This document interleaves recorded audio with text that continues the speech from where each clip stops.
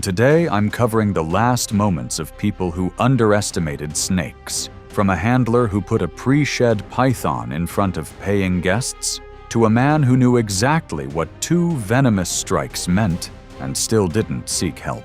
Opening with snake handler Brent Osley, who was told his python wasn't in the right state to be handled, and decided the show must go on. It was March 14th, 2015. Baton Rouge, Louisiana. And not the part anyone actually talks about. The outskirts, a converted warehouse at the end of a gravel lot with no signage, no ticket booth, nothing marking it from the outside, the kind of place that doesn't exist unless someone tells you where it is. But inside was a whole different story. Enclosures along every wall, heat lamps running, and this smell that hits you the second the door opens. Warm, thick air, wood shavings, live prey. You'd know within about 3 seconds whether you were okay with it or not. Brent Osley was 38, and he had been completely okay with it for almost 20 years. Started out volunteering at a small reptile rescue in his early 20s, eventually went independent, started running private handling demos out of this exact facility for small groups of paying guests. No formal training, no credentials, nothing official attached to his name. Just him, his animals, and a reputation that got passed around by word of mouth among people who were into this world. He'd worked with Burmese pythons more times than he could probably count. Now, before we get into that afternoon, you need to understand what these animals are actually capable of, because I think most people genuinely don't. Full-grown Burmese pythons reach 12 to 18 feet, 100 to 200 pounds.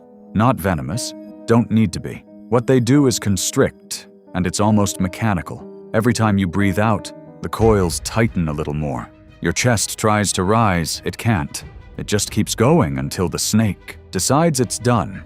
And here's something even experienced handlers can get complacent about. When a python is in a pre-shed cycle, its eyes cloud over, its stress levels climb, and its tolerance for handling drops way off. It is not the same animal it was 2 weeks ago.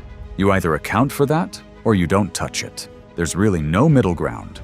So with all of that in mind, the facility's big female was right in the middle of that cycle on March 14th. 14 feet, around 140 pounds, had been at that facility for 6 years. Staff had already flagged it. Opaque eyes, slower than usual, quicker to react. They told Brent. He knew. He had 4 guests booked for a private session that afternoon. And he went ahead with it anyway. Which honestly makes you wonder, how many times do you have to get away with something before you just stop seeing it as a risk at all? The session started fine. Brent had her draped across his shoulders, walking the group through the basics: movement, feeding behavior, how to read what the snake is doing. She was slow. He played it off as normal. About 12 minutes in, her body tightened across his upper back. He reached back to reposition her the way he'd done 100 times before. She didn't give. A second coil came across his chest. And right there, that's the moment. That's where everything changes. Because what happens next moves faster than anyone in that room was ready for. The coils lock. Both his hands go straight to the loop across his sternum, and he cannot get his fingers underneath it. Her tail wraps his left arm and anchors. Third loop, upper chest and left shoulder. He goes to one knee. Can you even imagine being one of those 4 guests right now? You paid to watch a handling demo and suddenly the guy running it is on the floor and the snake is not letting go. 2 of them tried pulling the coils off. They couldn't do it. A 140-pound animal in full constriction is not something too panicking. People can just unwrap with their hands. There was no second handler in that room, and I've said this before. That single handler detail shows up in so many of these cases. It's almost its own pattern at this point.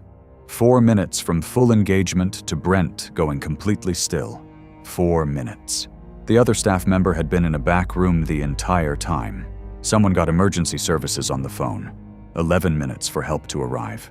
Brent was pronounced dead at the scene. The post-mortem confirmed traumatic asphyxia due to constriction. 3 ribs fractured on the left side, 2 on the right, consistent with sustained pressure from a large constrictor in full engagement. Petechial hemorrhaging on his face and neck was consistent with compressive asphyxia. Contributing factors included the snake's pre-shed physiological state, no second handler present, and the decision to proceed with the session after the behavioral flags had already been documented by staff. The facility was reviewed and closed shortly after. The snake was transferred to another facility. The case was ruled accidental.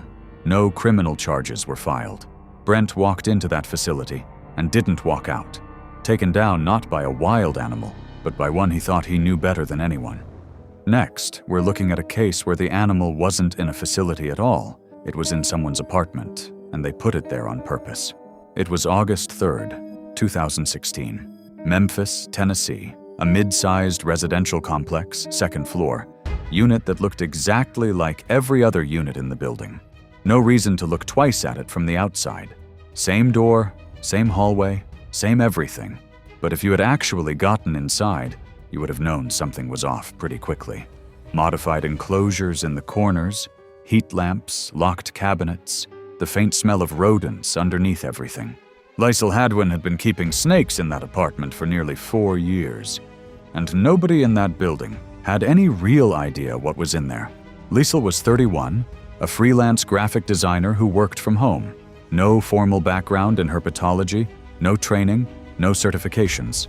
What she had was an obsession that had been building since her early 20s, started with corn snakes and ball pythons, the kind of entry-level stuff that's pretty common in the hobby, and just kept escalating from there. By 2016, she was keeping 7 snakes total, and at least 2 of them required permits she didn't have. One of those 2 was a black mamba she had sourced through an underground exotic animal network about 8 months before this. She handled it regularly, and somewhere along the way she had convinced herself that the animal had gotten used to her, that months of daily interaction had built something close to trust, which, if you know anything about black mambas, tells you a lot about where this is going. Because here's the thing about black mambas that I think a lot of people get wrong. These are not animals that domesticate. They don't warm up to you the way a ball python might after months of handling. What Liesl was reading as calm was really just tolerance under very specific, controlled conditions. And that tolerance has a margin, a very narrow one. So, what happens when something pushes outside of it? Black mambas are among the fastest and most venomous snakes in the world. Adults reach 8 to 10 feet and are capable of short bursts of movement up to 12 miles per hour. Their venom is predominantly neurotoxic. It disrupts the signals between nerves and muscles, causing progressive paralysis that eventually reaches the diaphragm and stops breathing altogether. Without antivenom, a full envenomation can be fatal in as little as 20 minutes, and they don't need to be dramatically threatened to strike. Sudden movement, an unfamiliar scent, being accidentally contacted while resting. That's genuinely enough. On the night of August 3rd, Liesl had let the mamba move freely in her bedroom. Neighbors who knew her said this wasn't unusual.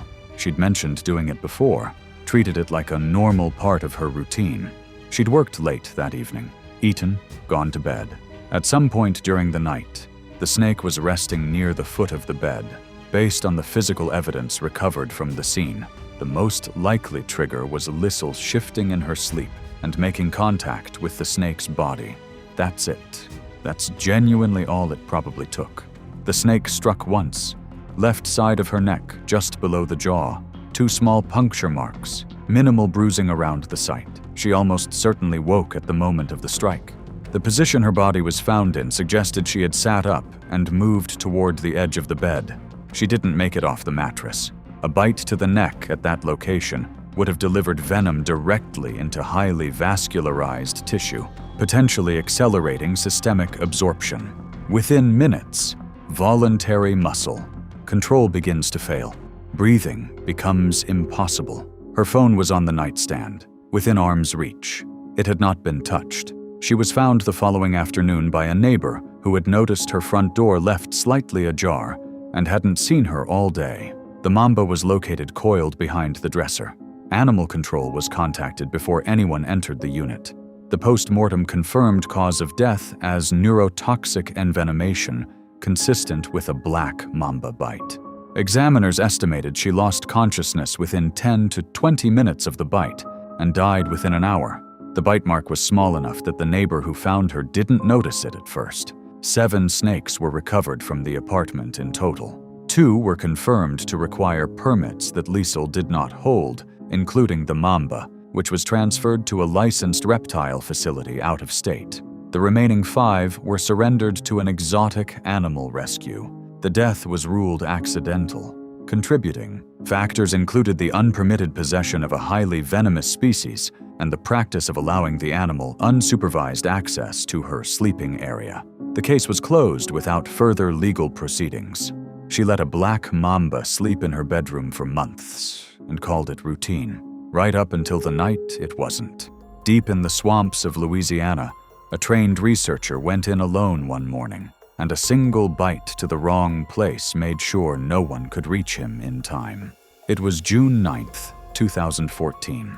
The Atchafalaya Basin in south-central Louisiana is one of the largest river swamps in the United States, a dense, slow-moving maze of cypress trees, black water, and floating vegetation stretching across nearly 1 million acres. In the summer, the air sits heavy with humidity. Visibility drops to just a few feet in any direction, and the undergrowth is thick enough to swallow a person whole. Irvin Rick was 27 years old, a graduate-level field researcher working on a cottonmouth population study as part of his thesis. He'd been running fieldwork in the basin for 2 seasons under a faculty supervisor, but frequently went out on his own. He was methodical, kept detailed logs, knew the terrain well, and honestly, that's probably part of what made this so easy to miss coming. He wasn't the type to take stupid risks. What he did do was normalize the danger over time.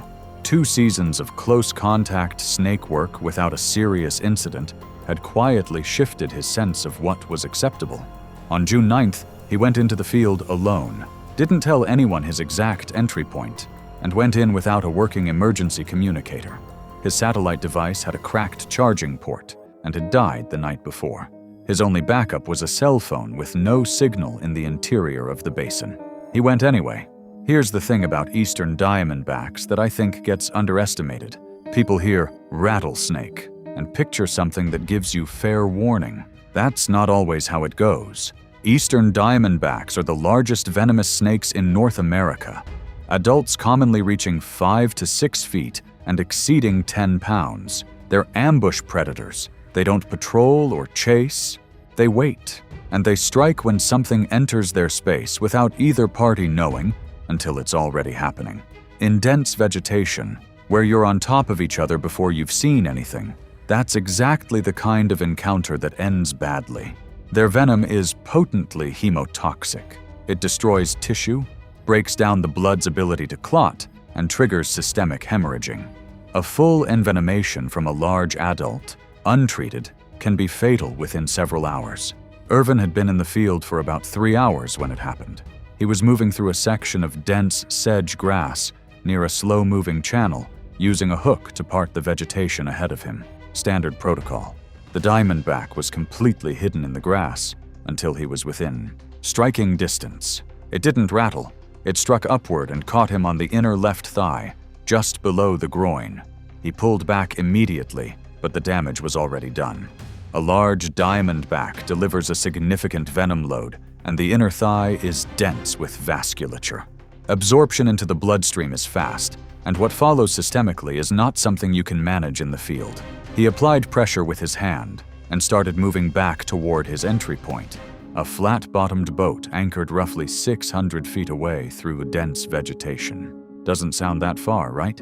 But the terrain made every step slow. Within 15 minutes, his left leg had swollen significantly, and the pain had spread into his hip and lower abdomen.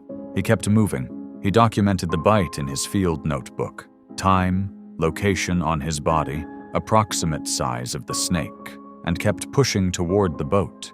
He didn't stop to rest, which likely increased circulation and accelerated venom distribution through his system.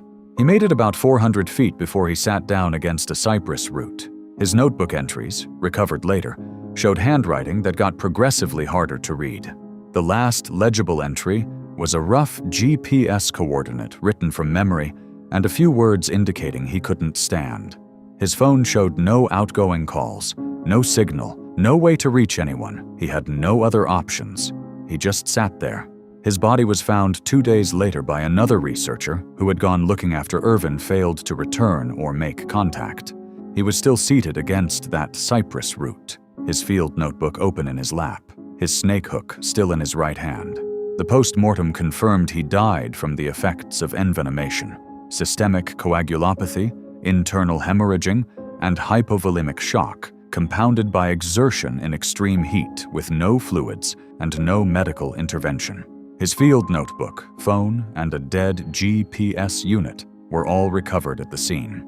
His notebook had entries up to about 40 minutes after the bite. His phone had no outgoing calls, no signal, nothing to call with. The death was ruled accidental.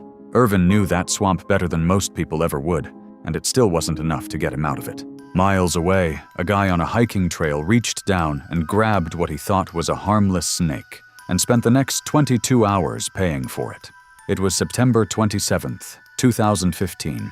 Piney Woods, East Texas. Dense pine and hardwood forest cut through by creek beds, logging roads, and hiking trails that see decent foot traffic in the fall. The air that time of year sits around the high 70s degrees Fahrenheit during the day, and the leaf litter on the forest floor is thick enough to muffle your footsteps, thick enough to hide almost anything resting at ground level. There were trail markers at the trailhead, warning about timber rattlesnakes in the area. Aldous Gren walked right past them. Aldous was 34, a construction site supervisor from Dallas, who spent most weekends outdoors. He hiked regularly, camped often, and considered himself experienced in the field. Not in any formal sense, just in the way that years of weekend trips build a kind of confidence that isn't always backed by actual knowledge. He'd run into snakes on trails before and nothing had ever happened. He'd even picked a few up, garter snakes, rat snakes, once what he thought was a king snake. Always fine. And I think that's exactly the kind of track record that gets people killed, because at some point it stops feeling like luck and starts feeling like skill.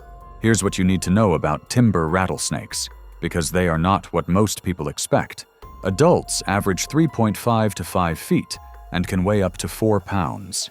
Their venom is a complex mix, primarily hemotoxic in East Texas populations, which means tissue destruction, disruption of the blood's clotting ability, and serious systemic stress on the organs. They're generally not aggressive. They'll avoid a confrontation if they can, but they are extremely well camouflaged in leaf litter, and when they're cornered or handled, they strike fast and accurately. The other thing worth knowing is that timber rattlesnakes and eastern hognose snakes share the same habitat in East Texas and can look similar enough to fool someone who doesn't know what they're looking at, which matters here. Aldous was about 2 miles from the trailhead when he spotted a snake coiled partially under a pile of leaves at the edge of the path. Thick-bodied, patterned in brown and gray, completely still. He crouched down and looked at it. He decided it was an eastern hognose, a non-venomous species known for dramatic bluffing behavior, but completely harmless. He reached for it, and I genuinely want to know what was going through his head in that moment, because the signs were there. The body shape, the heavy build, the way it was sitting completely still instead of moving off. A hognose in that situation typically flattens its neck, rolls over, plays dead. This one did none of that, but he reached for it anyway. The snake struck the second his hand came within range. Single bite, back of the right hand, between the thumb and index finger. He dropped it and stepped back. That's when he heard it. The rattle, which had been tucked underneath the coils the whole time. He stood there for a moment just looking at his hand, then started walking back towards the trailhead. He made it back in about 35 minutes. By then his hand had already swollen to nearly twice its normal size, and the swelling was visibly climbing up his forearm. 2 other hikers at the trailhead drove him to the nearest medical facility, roughly 40 minutes away. By the time he got there, the swelling had reached his elbow, and he was reporting chest tightness and difficulty breathing. He was admitted and treated with antivenom, but the volume of venom delivered, a full strike from a large adult, had, already triggered a systemic reaction that treatment alone couldn't fully reverse. Over the next 18 hours, his condition kept deteriorating. His kidneys began to fail. Then his blood lost its ability to clot properly, triggering simultaneous clotting and bleeding throughout his body, a condition called disseminated intravascular coagulation. He was moved to intensive care. He died approximately 22 hours after the bite. Cause of death was multi-organ failure from a full envenomation. The systemic damage had already progressed too far by the time he reached medical care. A trail camera captured his departure time. 2 hikers corroborated the account, and his phone had photos from earlier in the hike, but nothing of the snake. The bite location on the back of his right hand was consistent with reaching toward a coiled animal. The death was ruled accidental. Aldous died because he grabbed a snake he couldn't identify. Over in Tennessee, a man who had survived bad bites before decided one night that he could survive another one on his own terms. It was February 18th, 2017, Clarksville, Tennessee, a residential property at the end of a long gravel driveway, tree line on 3 sides. Nothing unusual about it from the road. The main house was completely ordinary. The garage attached to it was not. Podden Quelch was 41, a former exotic pet store employee who had spent the last decade building a private collection of venomous reptiles. No formal training, no veterinary background, no permits for the animals he kept, several of which required a licensed facility to own legally in Tennessee. He had been bitten before, twice by a monocled cobra, once by a gaboon viper. He had handled all 3 incidents himself, no medical intervention, and walked away fine each time. And I think that's the part that really set the stage for what happened here. Because 3 survivable bites don't teach you that you're careful. They teach you that you're untouchable. Those are very different lessons. So let's talk about king cobras for a second, because I think the reputation precedes them, but people don't always know why. These are the longest venomous snakes in the world. Adults reach 10 to 13 feet and can weigh up to 20 pounds. They can raise the front third of their body off the ground, putting a bite at chest height on a standing person. Their venom is neurotoxic. It interferes with nerve signals and causes progressive paralysis that eventually stops the muscles responsible for breathing. Without antivenom, that process can be fatal within hours. And what makes them especially unforgiving is that they're highly sensitive to handler behavior, stress, imprecise movement, unfamiliar scent. They pick up on all of it, and they react to it. Podden's king cobra was an 11-foot male he had owned for 3 years. On the evening of February 18th, he was transferring it from its primary enclosure to a temporary container for routine cleaning, a procedure he had done before, using a hook and a tube, standard tools for this kind of work. What wasn't standard was that he was doing it alone, at night after spending several hours drinking.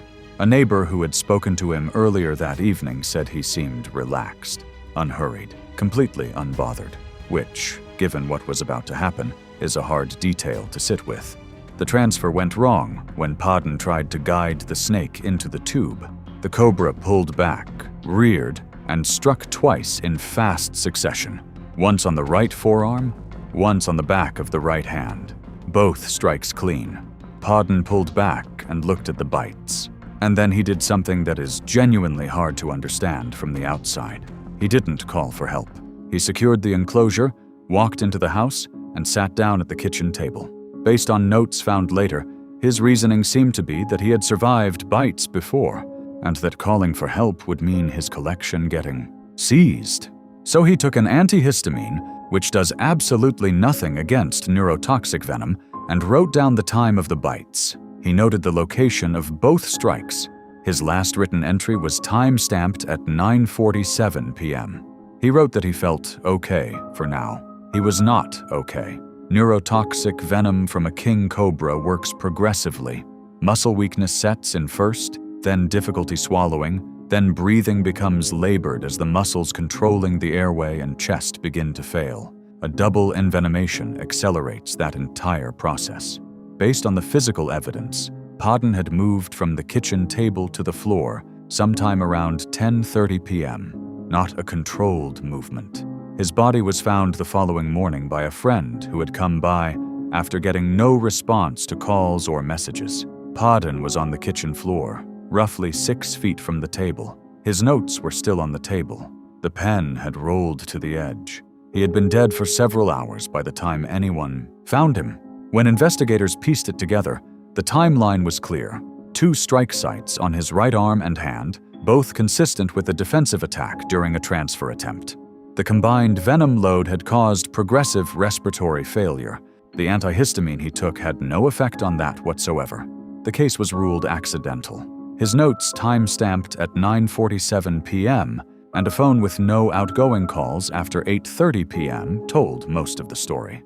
The secured enclosure confirmed he had been lucid enough to contain the snake before walking inside. 11 additional venomous snakes were recovered from the garage, several requiring permits he didn't have.